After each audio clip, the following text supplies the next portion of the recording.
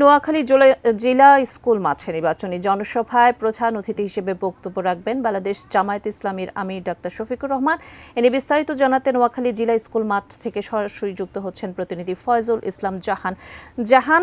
জামায়াতে ইসলামের আমির ডাক্তার শফিকুর রহমান এই মুহূর্তে ফেনীতে অবস্থান করছেন। নোয়াখালীতে নিশ্চয়ই যাবেন, কখন নাগাদ সেখানে তিনি যাবেন? নিশ্চয়ই ফেনীর জনসভা শেষ করে নোয়াখালীতে যাবেন। একটু বিস্তারিত জানাবেন, সেখানে জনসভাস্থলে কি দেখছেন, লোক সমাগম কেমন দেখছেন?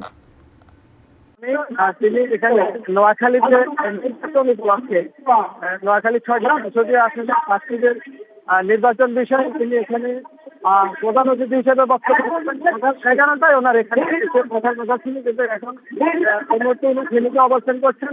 আমরা আশা করছি উনি 12টার মধ্যে আমি এখানে জেলা প্রতিনিধির সাথে কথা বলেছি, বাংলাদেশি বানিয়েছিল 12টার মধ্যে তিনি এখানে এসে পৌঁছাবেন।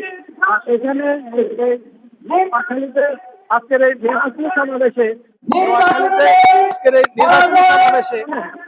জামাতের প্রার্থী এবং জেলার আমির ইসা খান এবং নোয়াখালী 3 আসনে জামাতের প্রার্থী মৌলানা বরুণউদ্দিন আহমেদ এই নির্বাচনী সমাবেশটি পরিচালনা করছেন।